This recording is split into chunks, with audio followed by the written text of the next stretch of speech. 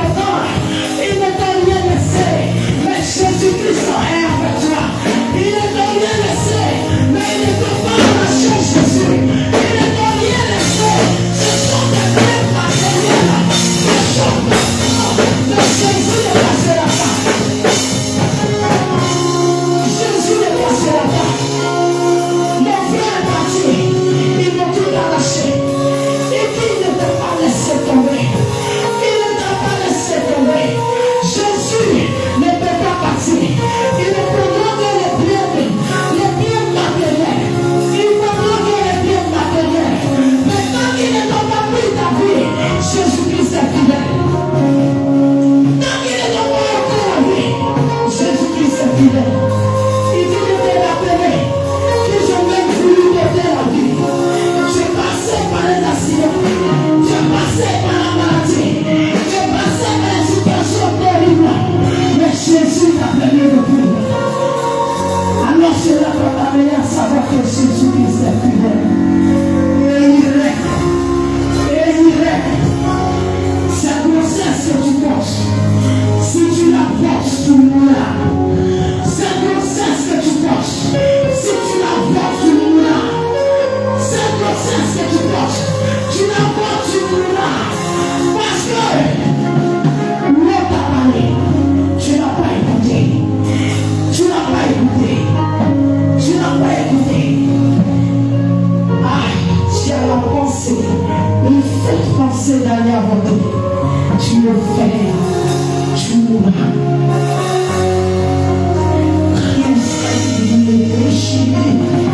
Oh Jésus, merci. Merci. Merci. Merci. Il te parle de toi. Tu sais tous les jours à sa maison. Il dit, je ne t'ai pas oublié. Je ne t'ai pas oublié.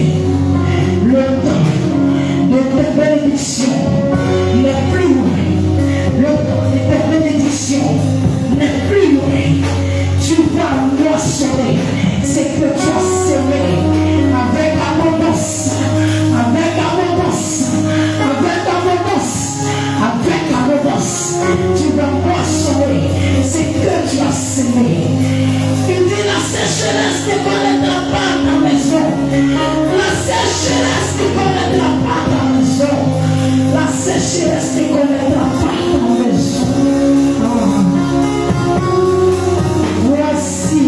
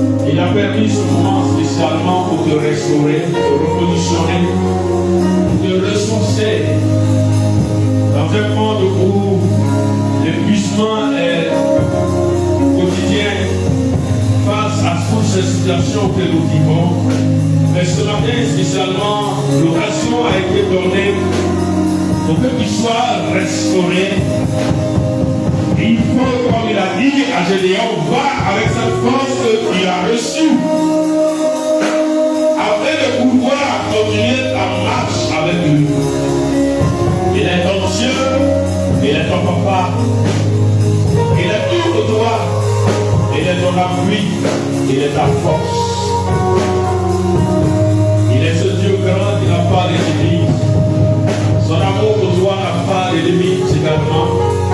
ce qu'il fait est tellement grand.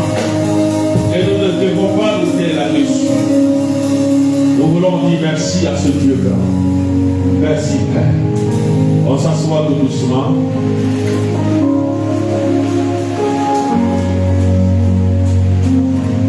Alléluia. Gloire à Jésus. Et le Seigneur continue de nous bénir dans son immense bonté, dans son amour et pour ce qu'il fait pour nous. Il est tellement grand, tellement bon. Il y a les mots sont insuffisants pour qualifier ce que notre Dieu est. Seulement nous devons comprendre qu'il n'a pas d'égal, ni n'est comparable à lui. Quelles que soient les circonstances, il faut rester accroché. Il ne faudrait pas que tu te laisses tromper par quelque chose ou par une situation quelconque qui pourra te détourner ou t'éloigner un temps soit peu de ce Dieu-là. Sinon, ce serait la catastrophe. Ce matin, nous allons passer à cette étape de la prédication.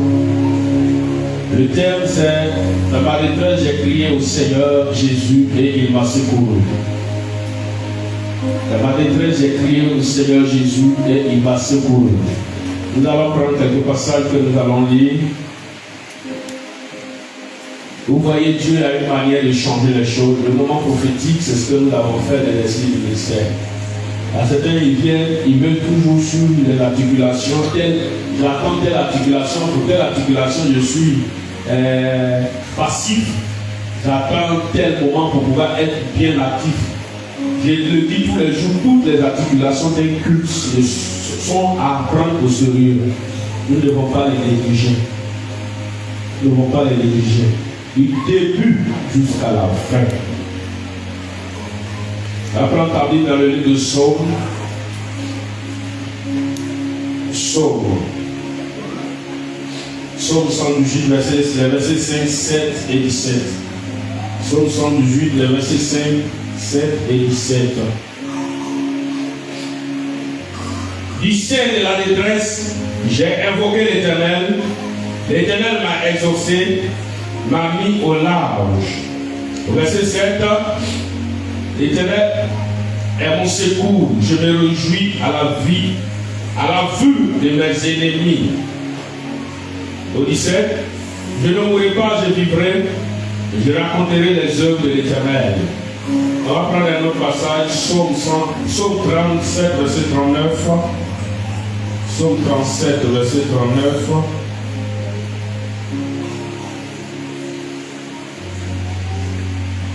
Le salut des justes vient de l'Éternel et il est leur protecteur au temps de la détresse.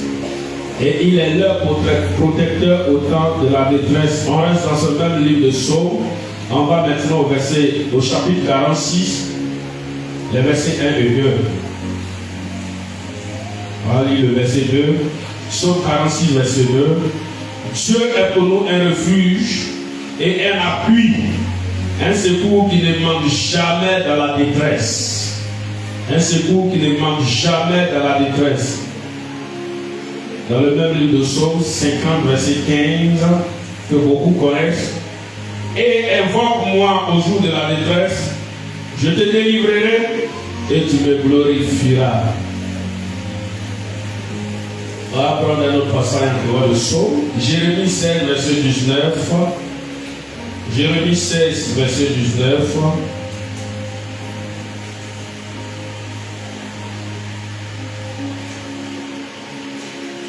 L'Éternel, ma force et mon appui, mon refuge au jour de la détresse. Les nations viendront à toi des extrémités de la terre et diront, nos pères n'ont hérité que le mensonge de vaines idoles qui ne servent à rien. Pour lui, l'Éternel est sa force, son appui et son refuge au jour de la détresse. Alléluia. Comme je l'ai dit dans le thème, à la précède, dans la détresse, il dit, dans ma détresse, j'ai crié au Seigneur Jésus et il m'a secouru. Dans ma détresse, j'ai crié au Seigneur Jésus et il m'a secouru. Je vais définir un peu qu'est-ce que c'est que la détresse. La détresse, en hébreu c'est Sarah. Sarah, qui a dit d'abord, c'est pas Sarah comme la femme d'Abraham. C'est le même Sarah, mais il a dit d'abord. Voilà, Sarah. En hébreu, qui signifie étreinte ou oppression. C'est une épreuve physique, émotionnelle ou spirituelle inévitable dans la vie humaine. C'est ce côté-là qui m'a touché un peu. Oui. Inévitable dans la vie humaine. Ça veut dire que dans la détresse là, personne ne peut l'éviter. Elle est inévitable. C'est pas vous avez lu tous les passages. Il dit au jour de la détresse. On ne vient pas au Seigneur pour éviter la détresse, mais on vient quand on est dans le Seigneur, dans la détresse, il est avec nous. C'est ça. C'est ce qui fait que beaucoup de personnes ont du mal à mener leur vie chrétienne. Et tous ces passages que nous venons de lire nous enseignent quelque chose. En Jérémie 16, 19, écoutez bien. Il dit Éternel, ma force et mon appui, mon refuge au jour de la détresse. Au jour de la détresse. 50, Psaume 50, verset 15. Vous allez comprendre quelque chose encore. Et invoque-moi au jour de la détresse, je te délivrerai et tu me glorifieras. C'est Dieu qui dit ça. Invoque-moi. Si la détresse était évitable, il allait dire invoque-moi afin que tu ne tombes pas dans la détresse. Mais il dit invoque-moi au jour de la détresse. Je te délivrerai et tu me glorifieras. Ce qui nous ramène effectivement que c'est une situation inévitable. Donc c'est une épreuve physique. Elle peut être physique, elle peut être émotionnelle ou même spirituelle. Mais en tout cas, elle est inévitable dans la vie d'un homme. C'est une situation malheureuse ou des vies extrêmement difficiles. C'est une angoisse causée par un malheur. La détresse est un état. La détresse est une position dans laquelle on peut se trouver dans notre marche terrestre. Jésus est passé par la détresse. Quand on l'a attrapé, c'était un moment de détresse. Détresse physique et morale. Personne comme nous ici ne pouvait accepter d'avoir tout ce qu'il avait en lui. Tel ce Dieu fait chair et accepter de subir de telles humiliations. Regardez un peu souvent les films de karaté comme souvent on regarde. La personne, il maîtrise l'art, il maîtrise le kung fu, et des gens viennent l'attaquer, on le frappe, on le blesse, on fait tout. Mais vous voyez, à un certain moment, il y a des limites à ne pas franchir. Mais Jésus, il avait tout ce pouvoir de réagir. Et il a même dit à Pierre de ranger son épée. Il pouvait faire appel à son Père pour lui envoyer des légions d'anges pour défendre sa cause. Le fait qu'il fait mention à des légions d'anges, ça veut dire qu'il y en a plusieurs qui sont sous son commandement. Sinon, cette situation-là, ce n'est pas des anges qui peuvent réagir. Un ange ne pouvait régler le problème. Un seul pouvait régler le problème. Parce que ce sont des êtres spirituels qui sont très puissants. Et ceux qui connaissent l'histoire, ils connaissent l'angéologie. Mais le fait de faire mention des légions d'anges, ça veut dire qu'il a plusieurs légions d'anges qui sont sous son commandement. Donc la détresse est une situation difficile qui est inévitable. C'est un état, c'est une position. Mais ce matin, ce que je vais te dire, ma détresse n'est pas ta détresse. Ta détresse qui est morale, ta détresse qui est une maladie, ta détresse qui est un divorce, ta détresse qui est une trahison, ta détresse qui est le chômage, ta détresse qui est la perte d'un être cher et cette douleur. Et encore là, ta détresse qui est le rejet, Ta détresse peut être la pauvreté. Ta détresse peut être la division. Ta détresse peut être le manque de réussite, l'échec permanent dans tout ce que tu entreprends. Ta détresse peut être le désespoir total.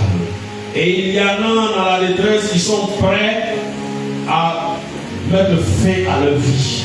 On en voit. Où est depuis un certain moment, tout récemment, il y a un qui a failli sauter vers le pont encore, il va attraper. Quand une personne se trouve dans cette position de détresse, dans cet état-là, c'est pas facile. Et ce n'est pas seulement pour les autres, mais nous sommes tous concernés. En tant qu'enfant de Dieu, c'est pas celui qui vous dit que le fait de marcher avec Jésus, on ne passera pas par les difficultés, c'est faux. C'est un faux évangile. La Bible n'a jamais dit que si tu viens au Seigneur, tu ne dois pas passer par des épreuves. Tu ne dois pas passer par des difficultés. Jésus même est passé par des difficultés. C'est pourquoi il a dit ce qui arrive au bois vert arrivera au bois sec. Tous ceux qui veulent vivre pieusement Jésus seront persécutés. Cette persécution-là nous place dans une position de détresse. Et ces persécutions ne sont pas forcément financières ou même dans le contexte qu'on pense. Cette persécution peut être dans d'autres domaines. On en voit un peu dans les pays où tu es chrétien, tu es obligé de cacher ta foi. Tu es obligé de cacher ta foi. Il y en a même qui. Non, ça va. Il y en a même qui sont obligés de jouer le jeu, de pratiquer la religion des autres de façon, comment on appelle, visible, alors que dans leur cœur, ils savent en qui ils croient. Ils le font simplement dans le but de sauver leur vie. La détresse est une situation inévitable. Ce matin, tu sais dans quelle détresse tu te trouves. Mais le message que le Seigneur veut te communiquer dans cette détresse, il te place à une position. Il y en a beaucoup, on ne peut pas les citer. Mais en prononçant le mot détresse par son explication, sa signification déjà, tu peux savoir si tu es dans une position de détresse ou pas. Et même si tu ne l'es pas, le jour où tu te trouves dans une position de détresse, ce message va t'aider. Et dans cette position de détresse, quelle est l'attitude? Quelle est l'attitude que tu dois adopter? Dans la position de détresse, il y en a qui seront consultés. Il y en a qui seront tuer des bœufs, des cabris. Il y en a qui seront faire des sacrifices par-ci, par-là. C'est ce à quoi ils croient. Ce n'est pas qu'ils ne cherchent pas la solution, mais c'est ce qu'on les a amenés à comprendre et à croire cela. Souvent c'est malheureux. Mais quand toi tu as le véritable Dieu, et quand toi tu sais que tu as quelqu'un sur qui tu peux compter, si tu sais que tu as quelqu'un qui est fiable, qui est tout, toi tu es heureux, même quand tu sais que tu es dans une situation difficile. Et quand tu arrives à cette position, qu'est-ce que tu dois faire? Comme le thème le dit, il faut crier. Est-ce que dans ta détresse là, tu prends le temps de crier? Quelle est l'attitude que tu adoptes dans une position de détresse? Quand ça ne va pas, qu'est-ce que tu fais? Tu pleures sur ton sort? Tu maudis les gens? Tu insultes tout le monde? Tu deviens très très désagréable? Parce que ça ne va pas chez toi? Tu t'en vas boire? Tu t'en vas fumer? Tu t'en vas prendre la drogue? Il y en a qui sont noyés, leurs soucis dans la boisson, dans la drogue. Causez beaucoup avec ceux qui boivent, ceux qui prennent ces genres de choses-là. Vous allez voir que vous serez surpris. Ce n'est pas qu'ils sont inconscients, hein? C'est la recherche de la solution à une situation qui vit. Oui. Mais ils ont frappé à la mauvaise porte. C'est tout.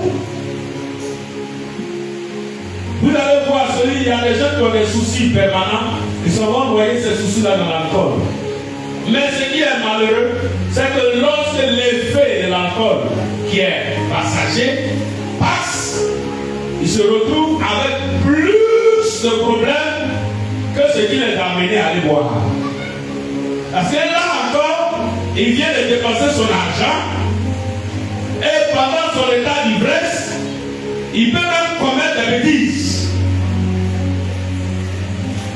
Frapper sa femme, frapper ses enfants, les blesser, les priver de nourriture, être désagréable, insulter les gens même qu'il ne doit même pas insulter, dire des choses qu'il va regretter après.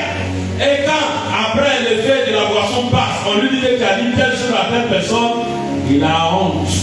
Tu vois que ta recherche de solution t'a amené dans plus de problèmes. C'est pourquoi dans la détresse, on n'écrit pas à tout le monde. On ne cherche pas la solution partout. Il n'y a pas de solution miracle aussi. Aujourd'hui, nous sommes sur les réseaux sociaux. Aujourd'hui, nous avons des amis, nous avons des frères au quartier. Lorsque tu traverses une petite situation, ils sont prompts. C'est-à-dire qu'ils sont les premiers à être auprès de toi pour te donner une solution. Je connais un grand féticheur, je connais un grand marabout, je connais ceci, je connais cela. Allons le voir. C'est pourquoi nous, avant de venir servir Christ, on est passé par là.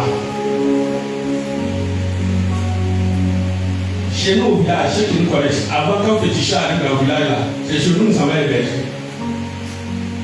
À un moment, nous-mêmes, on ne comprenait pas pourquoi. Il y en a qui étaient forts, parce que le diable, il a un pouvoir.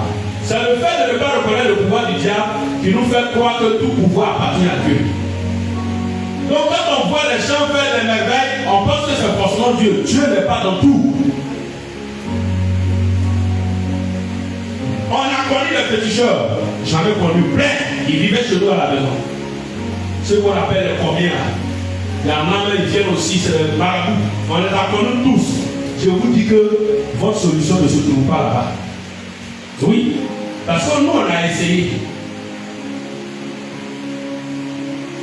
Ils ont tellement de limites comme le maître Satan.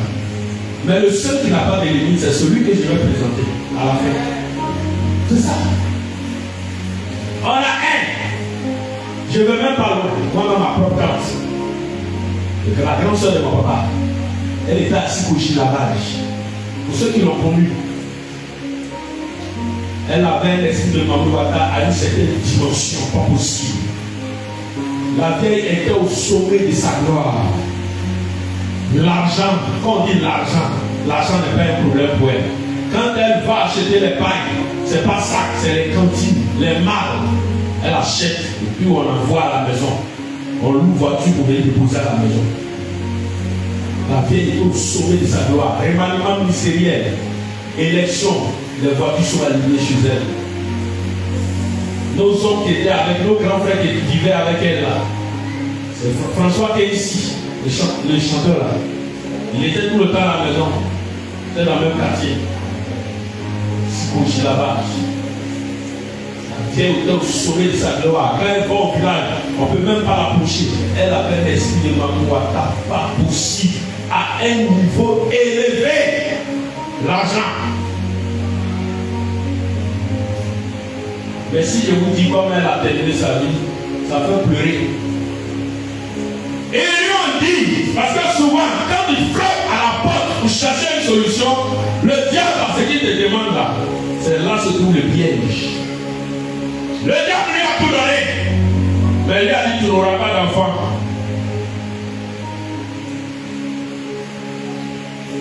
Et il a dit des jours où elle ne doit pas aller avec son mari.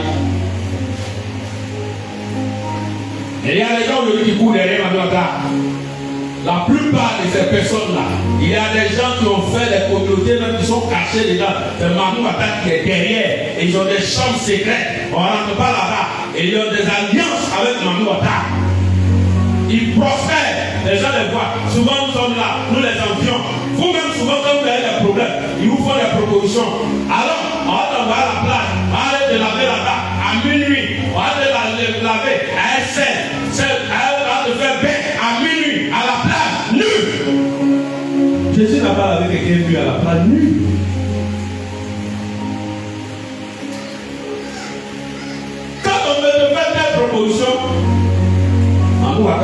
caché derrière. Et puis il envoie ses agents. Nous, notre maman, elle faisait ça. Donc, il n'y a pas quelque chose qui nous est étranger. Je prends ce témoignage-là pour vous faire comprendre. Parce qu'il y en a qui disent que c'est parce que vous ne connaissez pas la puissance de ces choses-là. À cause de ça, vous dites ça aujourd'hui. On est passé par là. Même si on n'a pas peut-être fait, on a vu les gens faire et on a vu comment ils ont terminé leur vie. Moi, j'étais encore petit dans ça. Mais Dieu m'a fait la grâce. Lorsque j'étais à l'école à Abidjan, d'aller vivre avec cette vieille-là dans ces derniers jours, c'est là que j'ai vu. C'est vrai que moi, je suis arrivé à un moment où on est parti pour pleurer avec elle. Ceux qui ont mangé là, ils nous ont fui. Nous, on est parti pleurer. Je vous dis, je suis arrivé chez cette maman. Il n'y avait pas d'eau courante dans la maison. Si j'ai là-bas, il n'y avait pas d'eau. Il n'y avait pas de courant. Sérieux, enlever compteur. Il n'y avait pas l'eau, il n'y avait pas courant. On doit être bougie. On s'en va puiser l'eau dans ce côté là. Nous voyons que saut. Cette vieille-là. Et le diable n'avait pas fini avec elle. Le diable n'avait pas fini avec elle. Pour qu'il comptait sur ma voix, quand il veut te laisser tomber, il te laisse tomber très mal. Si quelqu'un t'a conseillé, il faut chercher Jésus maintenant. Chercher Jésus. Parce que le jour où il va te descendre, le jour où tu vas mourir, c'est là il a fini avec toi. Et il a soufflé, il savent dans les yeux de la vieille, elle voyait plus clair. Elle marchait, on la regardait. Satan n'était pas content, malgré tout ça là, il n'était pas content. Quel est le rêve qu'elle avait commis? Il n'y a pas grand chose. Maman a donné un jour, elle n'a pas respecté ce jour-là. Elle a allé avec son mari. Ce n'est pas un autre garçon, son mari. C'est tout. Et ce jour-là, lui, c'est comme c'est sa nuit. On ne fait pas rien, ça a été bon. Et c'est pas fini. Ils ont influencé un de ses neveux qui vivait avec elle. Maison qui lui restait. Il allait vendre la maison de Sikoji. Ce que j'ai dit, ce n'est pas des choses qu'on m'a dit, c'est des choses que j'ai vécues. Moi-même, j'étais assis devant poteau. Je partais, j'étais à l'école. À côté du 16e arrondissement. Je faisais un cours du soir, Sikoji 7. 16e là, et de moi là, je faisais un cours du soir. 4e cours du soir. Je viens de l'école, je m'assois sous poteau pour étudier. Nous, on a étudié sous poteau électrique. Il n'y a pas de courant à la maison, il n'y a pas d'eau.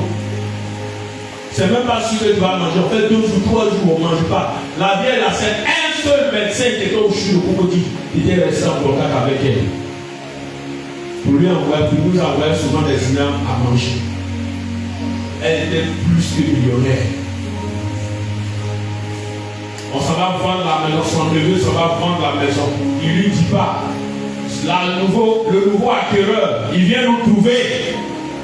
Il dit, vous avez tellement de jours pour libérer la maison.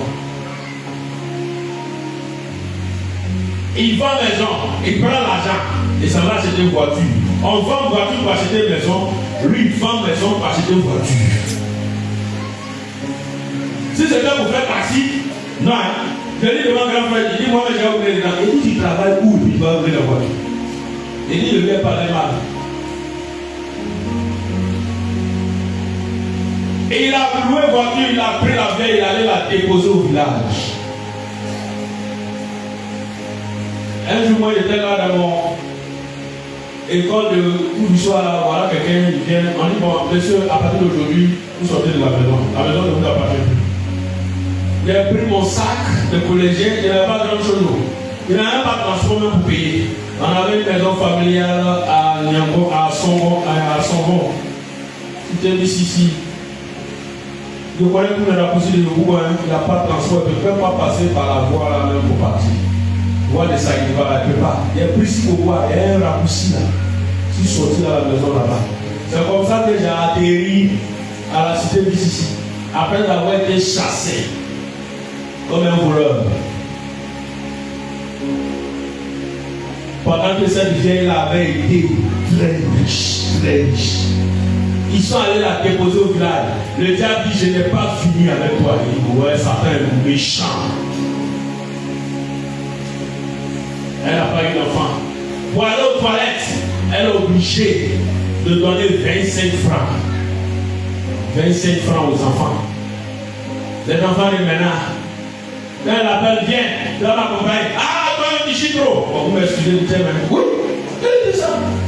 Elle me dit, t'envoies tout de suite là, tu veux le bâtir encore. Non, faut venir. Quand tu vas venir là, elle te donner 10 francs. Elle te donner 25. J'étais là, mes larmes coulaient. Je cours et puis je les chicote. Je la prends, je l'envoie.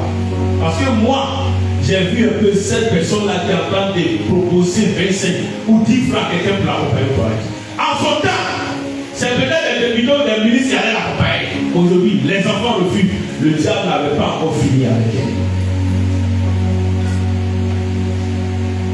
Je continuais d'aller à l'école, un jour qu'on m'appelle pour dire qu'elle est décédée. Mais ça fait mal. Vous pouvez traverser des situations, vous pouvez être dans une détresse, ils vont vous faire des propositions. Mais si cette proposition va dans le sens du maraboutage, du fétichisme, de Manouata, ne cédez pas. Parce que si vous cédez, ça va vous rattraper plus tard. Je vous dis la vérité. Ça c'est pour l'histoire de ma tante. Nous on l'appelait grand-mère, mais c'était notre tante. Ça apprend la suite que c'était la grande soeur en réalité de notre papa.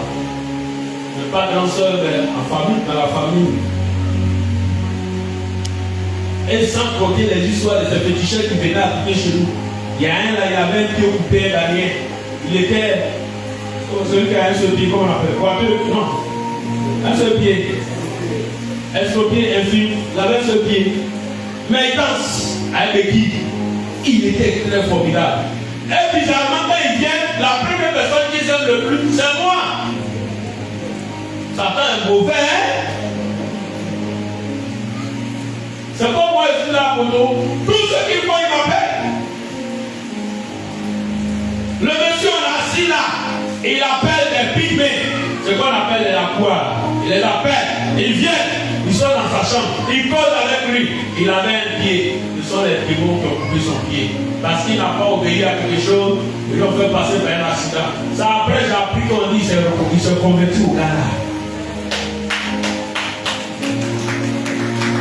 Ce monsieur, il était extraordinaire dans la révélation. Ceux qui pensent que Satan ne voit pas, Satan voit aussi. Je vous dis ces choses pour que vous sachiez que il se déguise en ange de lumière, il fait des miracles, il fait des choses. Mais tout pouvoir ne vient pas de Dieu. Un jour, je suis parti au champ avec mon défunt grand frère, le papa d'Abraham, qui est décédé, le pasteur Massif. On a vu les parents tous dans la brousse. On courait pour aller couper. On a couru. On allait couper. C'était venu, on a commencé à manger. On a mangé. Dès qu'on est arrivé à la maison le soir, ces démons-là sont venus. Voici le monsieur qui crie mon nom. Il crie le nom de mon grand frère. Il dit, les parents tous vous avez coupé. Où est moi? On était là, on a acclamé. Oh, le monsieur voit après, il voit après, il voit après. Après, il est devenu chrétien au Ghana. Il voyait qu'effectivement c'était le pouvoir de Satan. Vous êtes dans vos plaques. Quand vous partez, on dit qu'à côté quelle chaussure, c'est qui en bas de ton caleçon. On a dit c'est rouge. Il voit clair. Satan voit clair aussi. Mais ce n'est pas une bonne solution qui va t'apporter. Et ce qui fait que vous courez partout, vous courez partout, vous courez partout, vous courez partout. Révélation, révélation, bénédiction, bénédiction. Quand moi je veux sortir d'une situation. Quand il y a feu là, on ne cherche pas l'eau propre. Toute eau qui peut éteindre le feu, c'est ça que moi je veux. Mais il y a des gens qui prennent le temps le feu, après ça sent là. Il dit, mais c'est quelle eau qui a pris le temps le feu là? On dirait que ça sent.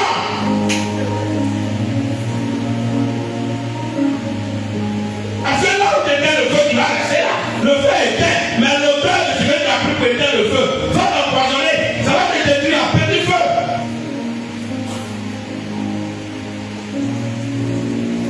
Tous ceux-là, ils sont passés par notre maison. On a un grand féticheur lobby, il vit encore. Mon voisin, c'est notre voisin, il vit encore. Grand féticheur. Marie, demandez, elle le connaît. C'est mon grand-père qui est dans les terres pour construire. Il a perdu ses 2 filles dans la Corée. Le monsieur a failli devenir fou. Il accuse son autre collègue sorcier du village, les 2 lobbies. Il dit c'est lui qui a tué ses filles. Mais les gens qui dans le pays pour venir chez toi, comment notre féticheur parlait tuer tes filles pendant que tu es là? On a mal, on a pleuré. Les gens sont allés nager dans la Corée pendant des jours pour chercher le corps de ses filles. Mais quand on a vu ces filles-là, on était dans l'émotion. On dit, mais Satan blague les gens. Le monsieur encore en vie. Il dit, ses enfants, Dieu est en train de travailler. Mais c'est un témoin qui vient plus tard. On ne peut pas rentrer dedans pour l'instant. Mais Dieu est en train de travailler. Parce que tous ces enfants, la plupart, l'aîné même, il connaît un. Il m'appelle, il est obligé de quitter la maison. Ils sont en train de le rendre fou. À un moment, il était épileptique. Ces enfants sont bizarres, ils sont dans des situations bizarres. Ils vont à l'école, ils sont très bons, ils ont eu les bacs, ils sont allés au pays, au Burkina, pour continuer. Rien ne va dans la vie.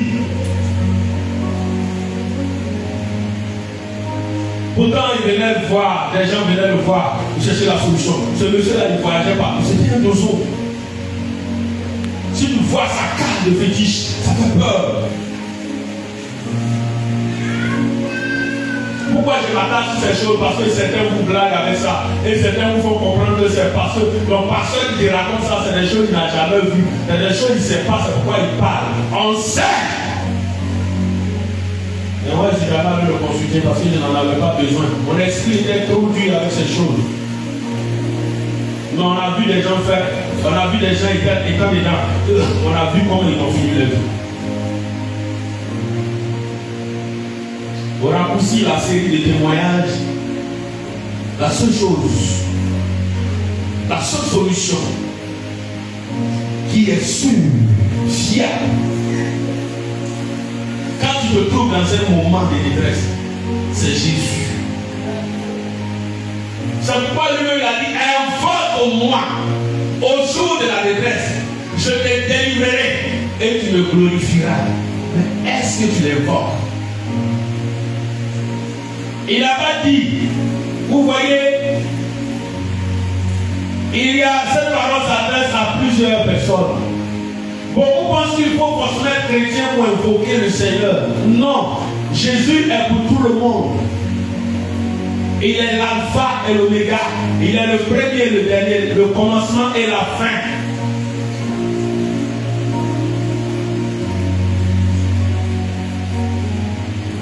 Beaucoup aujourd'hui les limitent au christianisme. Non! On a un ami musulman.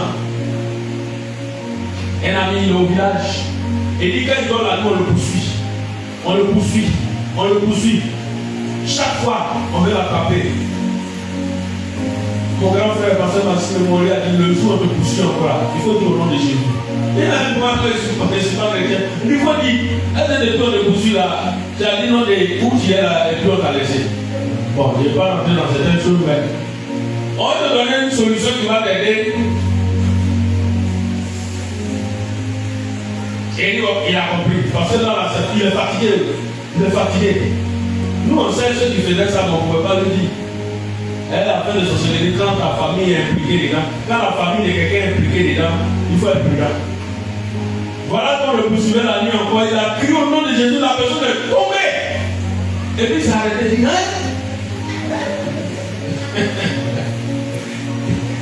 Matin, quand il vient me voir, mon grand-mère dit, afin de Jésus là, c'est comme ça.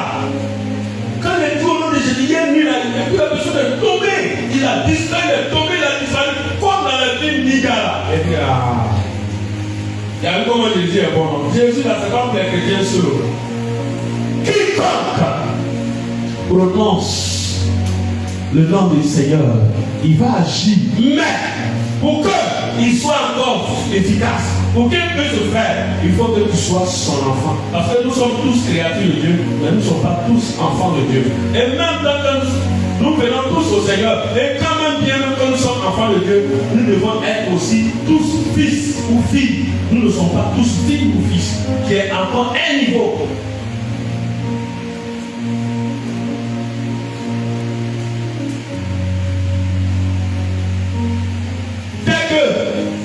Pour bien expliquer, ou bien pour me faire comprendre, dès que tu viens, Jean 1, verset 12, à tous ceux qui l'ont reçu a donné le pouvoir de devenir enfants de Dieu. On appelle ça l'onction du lépreux. Tu reçois cette onction-là qui te fait devenir, qui te fait passer d'une étape d'impureté à une étape de pureté, tu deviens automatiquement enfant de Dieu. C'est ce qu'on appelle l'onction du lépreux. Et à partir de cette onction, déjà, tu peux chasser les démons, tu peux faire beaucoup de choses. Il y a beaucoup de choses. Tu es apte à entrer dans la présence de Dieu comme il le faut. Mais pour atteindre une autre dimension, il faudrait que tu te consacres plus. Et plus tu es en train de te consacrer là. Souvent, on cherche loin. Regardez nos enfants à la maison. On regarde là. Est-ce que toi-même tu es sorti de mon ventre même? Mon enfant, même, tu es sorti de mon ventre. Souvent, tu dis pas ça. Il ne me ressemble pas. Il est ton enfant. Mais quand tu le regardes, il dit ouais, ça c'est le digne fils. Ça c'est mon fils. Ça c'est ma fille, c'est là. On ne joue pas avec elle, hein? On ne joue pas avec elle. C'est ma fille. Mais quand tu la. On dit des fois enfant, mais des fois enfant, il y a un problème. Enfant. C'est comme ça. Oh Seigneur, lui-même il est là, il dit ouais. Mon enfant là. Je suis fatigué. Si on met quoi l'alpha dans l'oreille là, ça c'est enfant. C'est chicote là. Chicote, ça c'est enfant. Mais il veut te faire passer du stade d'enfant à fils ou à une fille authentique parce qu'il rejouit son cœur.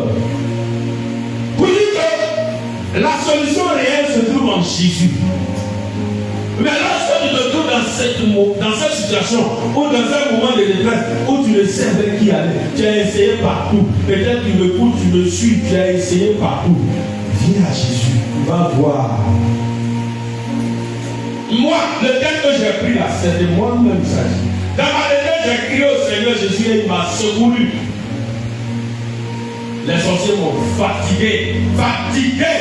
Je vous ai parlé de coup du soir, non? C'est pas que j'étais nul, hein? J'étais au collège d'abord vous. Je partais à l'école 6e, février. Je me suis levé et dit, je ne vais plus à l'école. Moi, je ne sais pas pourquoi j'ai dit, je ne vais plus à l'école. Les parents sont au village, ils voient mon sac au dos. Février, je suis allé au village, je suis venu au village. Il dit, mais je ne fais pas. Et je suis venu faire ça. Ah, est-ce que toi, tu es normal dans la tête? C'est la même chose que je suis venu faire ça. Et vous savez combien d'années j'ai fait dans ça? 2 ans dans ça. Quelqu'un du CPN jusqu'au CM2, il était premier de sa classe. Ils ont mélangé ma carte mémoire. J'ai dit, ici, je vais faire chant au village. Les grands frères sont là-bas, ils font chant. Les papas font chant. Les tontons font chant. J'ai dit, je vais faire chant. Je vais au champ à 4h, je viens à 21h. Je vivais comme un ermite. J'étais amer. Un jour, mon maître de CM1, il est venu dire petit, il fait quoi au village ici? Il dit, monsieur, moi, je ne sais pas quoi je suis au village. Pendant ce temps, tous ces premiers, ces petits là, ils étaient tous là. Hein. Ils venaient danser là. Hein. Mon grand-père, même dans l'état, son partonnier, il était posé dans les sciences mystiques. Mais lui, il ne tue pas pour manger. Il ne tue pas. Mais il était sorcier en tout cas. Sorcier n'a pas son bon.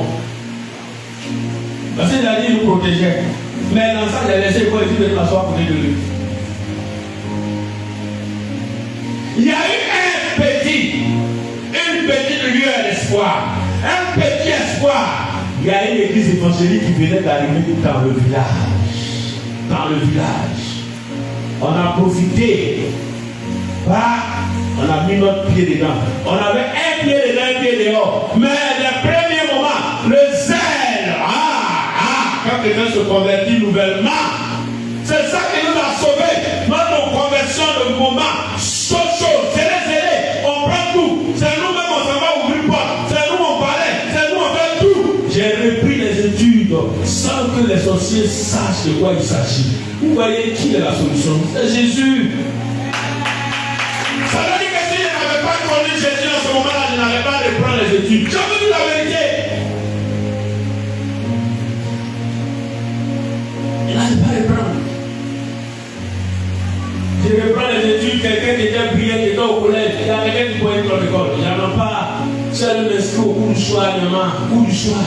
6e, il était premier de la classe. J'ai regardé, mais je deviens quoi? Je fais quoi? Qu'est-ce que ma vie va devenir? Seigneur, je me suis donné à toi. Mon directeur d'études qui était dans l'église de moi, il m'a appelé, il était en 6e année, cours du soir, il m'a appelé, il dit petit, pardon, il ne faut pas rester avec moi ici, votre gâteau. Il y a d'autres bons cours du soir. En ce moment-là, bon cours du soir. Ah putain, va. C'est là que je me suis retrouvé assis au lycée. Ma vie était un miracle. C'est là que je me suis retrouvé assis au lycée. Mais cette affaire de détresse-là, il était mon chrétien en ce moment-là. Avant que je ne sombre. C'est quand j'ai travaillé là, je sombrais. À cette période-là, ça allait où je souffrais. Vous voyez, les détresses, les situations difficiles, là, souvent le Seigneur les permet. Parce que s'il n'y a pas d'épreuves difficiles, là, les gens ne vont jamais aller chercher Jésus. Dans ça, là, nous, on était calés, Jésus, on était calés. Pour du soir, il fait. Je suis là, il réfléchit. Moi, monsieur, là, Dieu, il y a longtemps que je me parle. Il dit, mais tu as fait 2 ans déjà. Tu as fait 2 ans à la maison. Tu as fait 2 ans à la maison. Pour rattraper. Je quitte 6e, je m'investis en 4e. Il n'a pas fait 5e. Je suis sorti là, il était 10e de la classe. Avec un ancien qui venait de 3e de la République, la 4e. C'est lui qui m'a appelé, dit petit. Moi, là, tu ne veux pas être premier devant moi. Et je suis ton coron même. Mais le niveau de l'enseignement ici, là, il y a d'autres choses encore. Donc, il faut aller à. Il y a un cours du soir municipalité, à côté des Terminus 40. Je donne ces témoins-là, Terminus 40. À côté du lycée, là. Il faut aller là-bas. C'est bon. On va faire 3e là-bas. C'est comme ça. Je l'ai laissé, je suis parti faire 3 heures là-bas. C'est en cours du soir, moi, il y a eu mon PC. Pour les enfants, maintenant, quand vous allez à l'école, vous voulez aller, il faut savoir ce que tu veux et qui te coche. Si tu as Jésus comme solution là, parcours où tu es là, il est avec toi. Et dans mon parcours scolaire, il y a 2 classes que je n'ai pas faites parce que je voulais rattraper les 2 années perdues. Quand souvent on vous dit que le Seigneur va vous faire récupérer, rattraper, les gens disent moi je ne crois pas. Il vous fait rattraper, vous ne savez pas. J'ai rattrapé les 2 années perdues. Je n'ai pas fait 5e, je n'ai pas fait première. De la seconde A, je suis à la terminale A. Et j'ai eu mon bac la même année. Et mon bac. Les 2 ans que j'ai perdu au village, le Seigneur me les a fait rattraper. C'est quand j'ai eu bac, j'ai commencé à passer concours. Je suis rentré. A commencé à travailler. Quand ça va, on oublie Dieu vite. Le moment, je sors. Première année, on a fait formation à l'intérieur. 2e année, à Abidjan. On a habitué un peu à Abidjan. Je sors. Je fais 3 ans de travail à Abidjan. C'est quand même le pourquoi je suis allé à l'école. Tout ce que j'ai perdu là, j'étais en train de rattraper à ma manière. Je vais au travail. Je descends matin, je descends le soir. Je me lave. On a assis à la vie précède. Autant je ne bois pas. 22h, à 5h, 6h. On paye poisson pour donner aux gens. On est en train de rattraper. On dit on a trop souffert. C'est notre argent. On va manger. On va manger. On a oublié que les gens nous suivent il y a longtemps.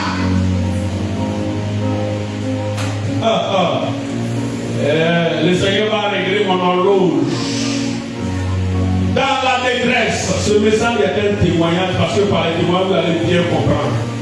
19 septembre 2002. J'étais à l'école des Américains, ils ont attaqué. J'étais des gardes où on lançait les bombes, les grenades, et tout là. Ils étaient là.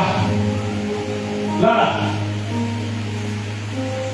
C'est avant de implorer Jésus là.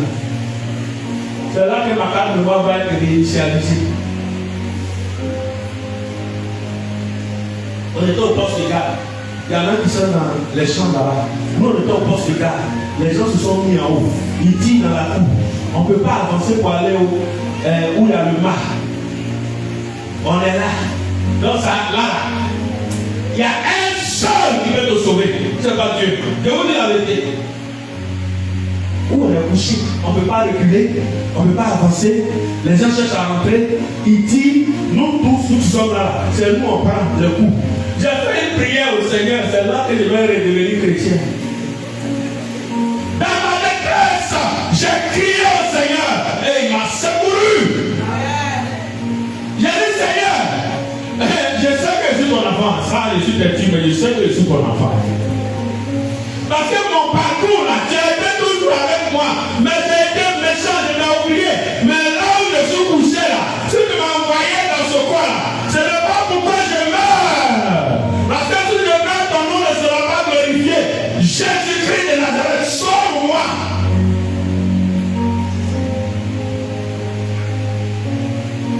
« 19 septembre 2002, à 4 h du matin, j'ai fait cette prière. Mais non. Lui, il est de ma promotion, il sait. Jésus n'a pas l'homme. Non, Jésus n'a pas l'homme. Quand je fais cette prière, je ne sais pas où la force est quittée. Je ne sais pas où la peur est sortie de moi. Mais j'ai pris mon âme. Et quand je me suis levé, je n'ai pas, jusqu'à aujourd'hui, je n'ai pas compris ce qui m'est arrivé. Jusqu'à j'ai menacé des médecins au chute de crocodile avec mon âme. Parce qu'ils refusaient de soigner nos blessés. Et j'avais raison. On a un colonel, le colonel Roland, il était blessé. Il saignait, les gens saignaient. On envoie des blessés par vague à l'hôpital. Et les médecins sont assis là-bas. Ils envoient les filles des salles là. On est sur le sang. Personne ne s'occupe d'eux. J'avais plus de 3 ans. Je suis rentré derrière eux. J'ai dit, vous avez prêté serment. Pourquoi? Si dans une minute je ne vous vois pas auprès des blessés, vous allez voir qu'il y a des soldats qui sont fous. Quand le soir, notre véhicule est venu de Ashma, j'ai appelé le chef de détachement. L'officier il dit, prenez nos blessés, envoyez-les à Ashma. Et laissez personne ici. Sinon nos blessés vont mourir. Les gens qui donnent leur patrie pour la nation. Voilà, ils saignent, ils sont blessés. Ils sont blessés. Les gens sont assis là-bas. Ils sont en train de causer de ce qui s'est passé dans Cocody. Les gens sont allés dire à mes parents et pour ils m'ont vu, j'étais en sang. J'ai dit oui, j'étais en sang, mais ce n'est pas mon sang. C'était le sang de ma collègue qui j'ai secouru. C'était le sang des collègues. J'avais pris, le collègue Roland était blessé, j'avais pris sa calache. J'avais pris son péage. Moi-même j'avais ma calache. Si tu me vois, on dirait Rambo. Après d'avoir fait une seule prière, j'ai dit Seigneur, secours-moi.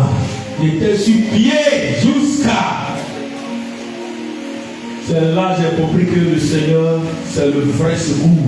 Mais après cet épisode de septembre 2002 est passé, il y a une autre situation plus délicate où j'ai toujours crié au Seigneur. Je veux te dire que ta situation que tu traverses, le seul qui est capable de t'aider, c'est Jésus-Christ. Même si tu trouves que tu es aussi sale que ça, même si tu trouves que ça ne va plus, et que tu as rompu le contact avec lui, si tu trouves que tu l'as abandonné, je l'avais abandonné. Si tu trouves que tu as tout laissé, ton amour pour lui a baissé, si tu trouves que tu es le plus grand pécheur, il est encore possible que tu cries à lui.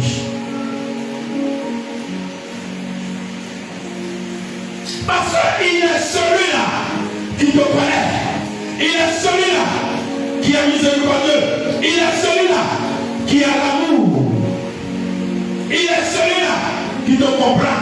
Il est celui-là qui est le seul capable de t'aider dans cette situation-là. Et il y a des gens souvent qui se minimisent. Il y a des gens qui ont mal parce qu'ils pensent qu'ils sont tellement impurs. Ils ont tellement fait le mal. Ils ont tellement fait ceci. Il n'y avait pas plus grand mal que cette ingratitude que j'étais en train de montrer. Après que le Seigneur m'ait sauvé dans mon enfance. Parce qu'il y a des détails que je n'ai pas encore dit, je n'avais pas dit. Mais quand j'ai eu le travail, je l'ai abandonné. Mais je pouvais dire, cette ingratitude, cette méchanceté-là, ça ne valait plus la peine de crier à lui. Mais j'ai reconnu qu'au stade où j'étais, il était le seul capable de sortir de là. Il m'a dit ça que là où je trouve, il est le seul capable de se sortir de cette situation. Ne regarde pas le péché, ne regarde pas l'impureté, ne regarde pas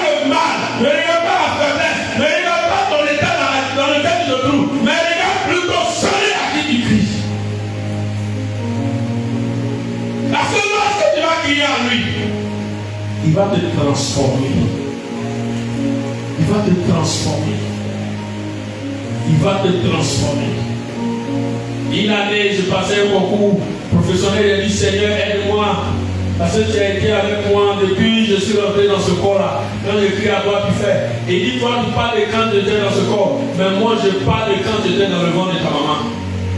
Ça veut dire que Dieu te connaissait depuis longtemps. C'est lui qui a travaillé à ta sortie.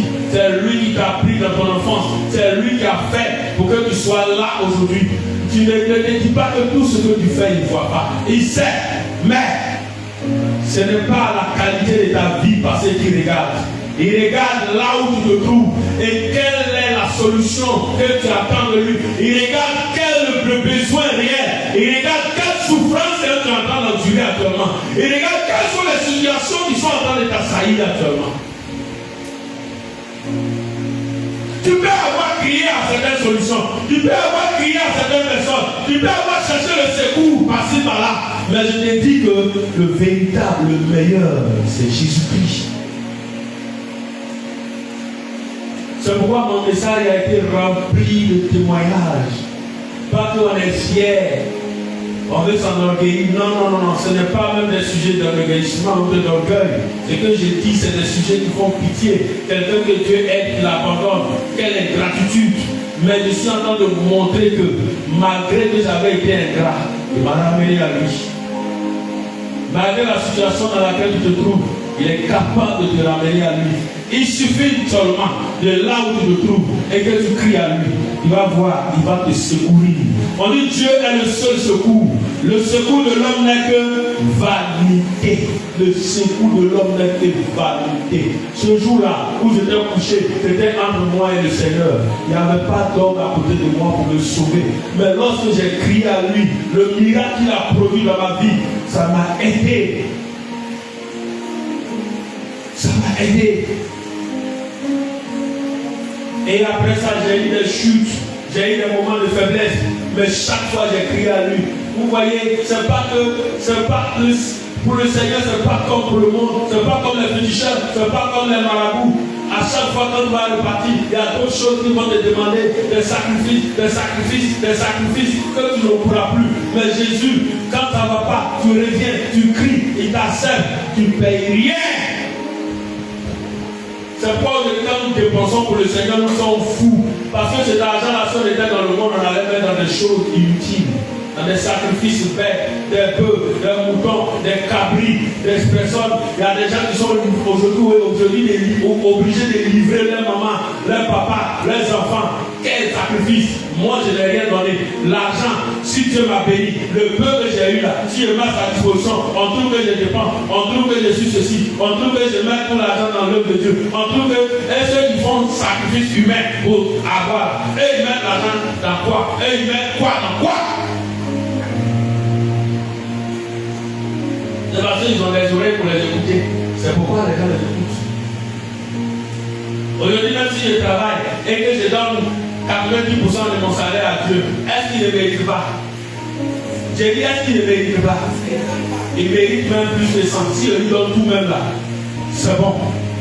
Et même quand il lui donne tout, il ne laisse pas. Nous, il est arrivé des moments où on a donné tout, et puis on a assis, et puis tu l'as fait. Quand tu es fou pour le Seigneur, c'est parce que tu sais là où tu as tiré. Quand tu sais de là où tu étais, puis tu as fait sortir. Quand tu le suis là, tu es fou pour lui. Ce que tu dois retenir, quand il te fait sortir de cette détresse-là, quand tu marches avec lui, tu ne regardes plus derrière. Tu peux avoir des moments de faiblesse, mais il faut savoir que Jésus est ton tout. Quelles que soient les circonstances, tu restes accroché. Ça va ou ça ne va pas, tu es avec lui. Il ne va jamais te laisser. La Bible n'a pas dit qu'on n'aura pas de problème. Mais dit, dans la détresse, je suis avec toi. Il n'a pas empêché Satan de avec le feu de tomber dans le feu. Il pouvait le faire. Mais il n'a pas empêché. Dieu n'a jamais empêché. Mais il était avec eux dans le feu. Elle ne dit pas quelque chose. Il n'a pas empêché Daniel d'être dans la force au lion. Mais lorsque Daniel est tombé dans la force, il était avec Daniel dans la force. Il a fermé la gueule des lions. Elle ne dit pas quelque chose. Il n'a pas empêché le peuple d'Israël de traverser le désert. Un désert qui devait faire 11 jours. Ils ont fait 40 ans. Mais les 40 années, il était avec eux.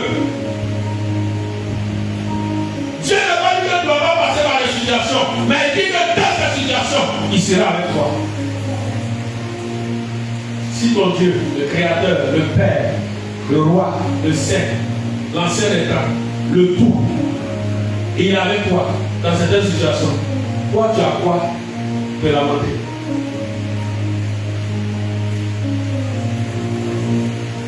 Tu as quoi? Quand ça ne va pas, souvent si ça nécessite que tu sois seul, que tu t'enfermes, ou bien même que tu te couches et que tu pleures, pleure devant lui. Dimanche, vendredi, j'étais là, j'ai pleuré devant le Seigneur. J'étais arrêté ici à ma adoration, je pleurais. Les gens ne savaient pas, mais je pleurais devant lui. Comme mon fils pleurait devant lui le matin. Il faut pleurer devant lui. Ça ne toi et ton papa. Pleure devant lui. On ne pleure pas pour les hommes. On ne pleure pas devant les hommes. On ne pleure pas pour plaire à quelqu'un. On pleure devant lui comme on sait qui il est pour nous.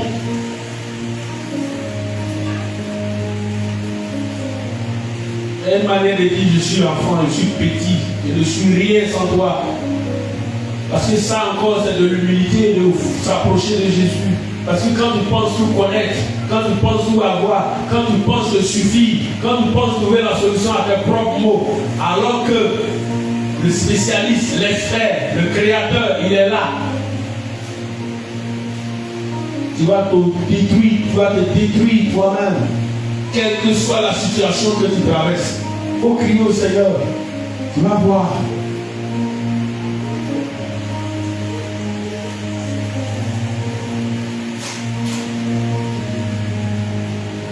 Tu vas te tenir debout.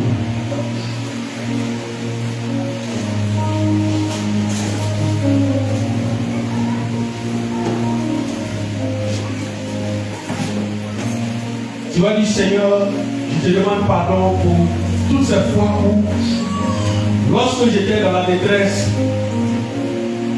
j'ai compté sur les hommes et dit le secours de l'homme n'est que vanité.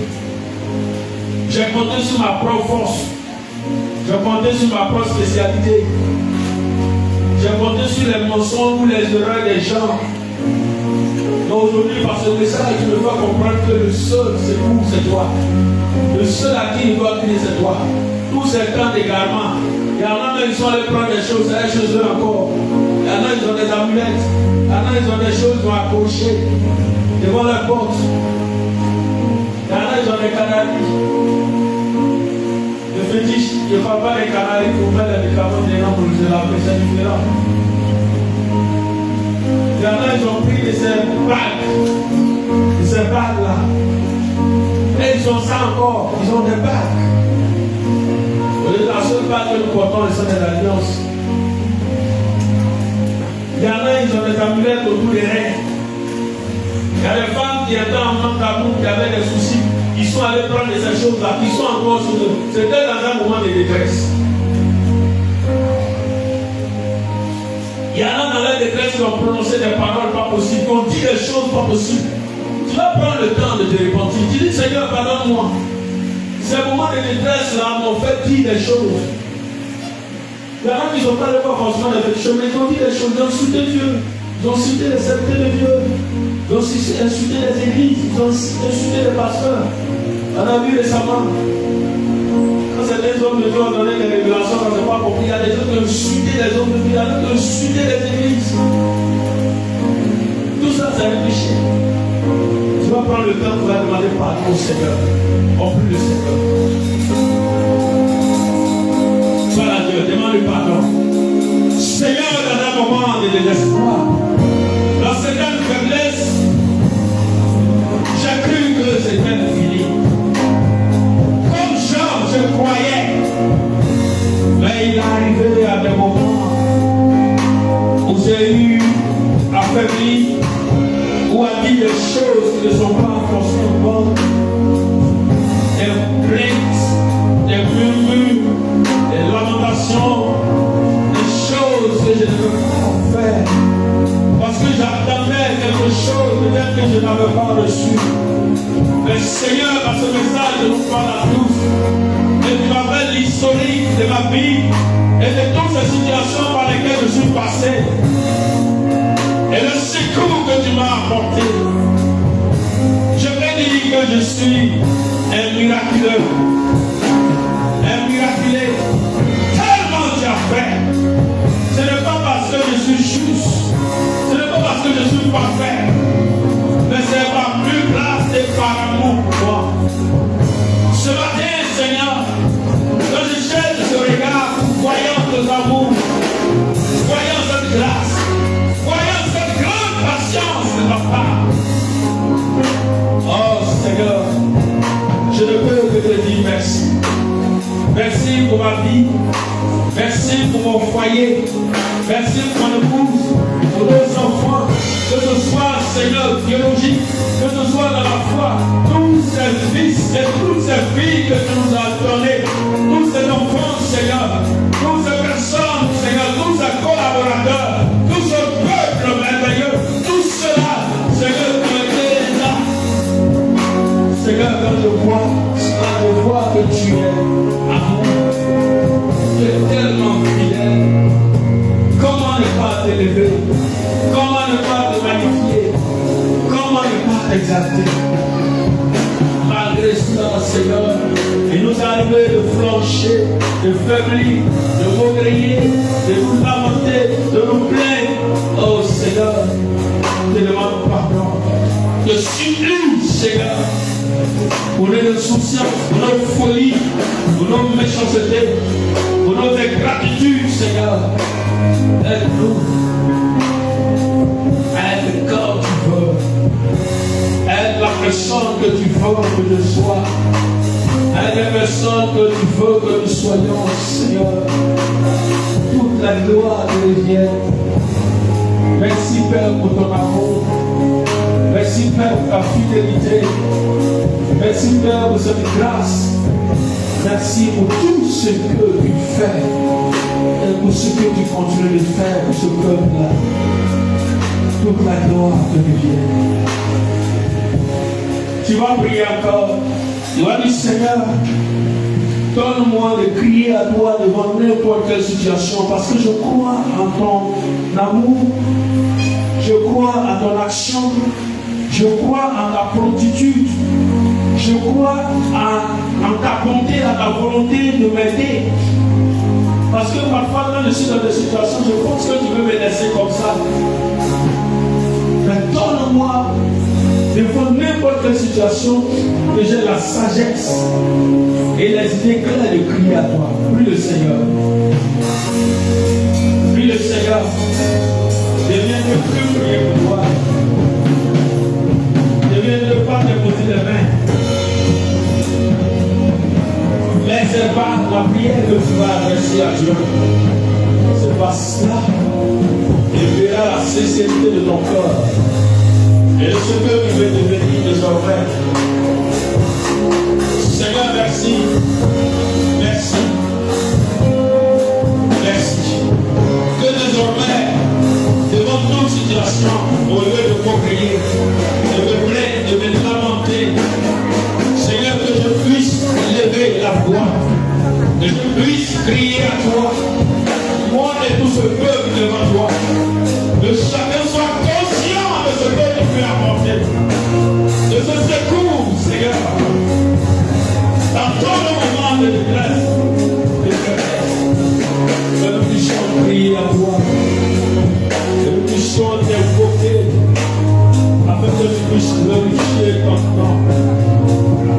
Daddy, invoque-moi au jour de la détresse, je te délivrerai, et tu me glorifieras.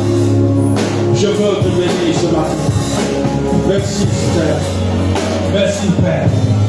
Merci Seigneur. Acclame le Seigneur.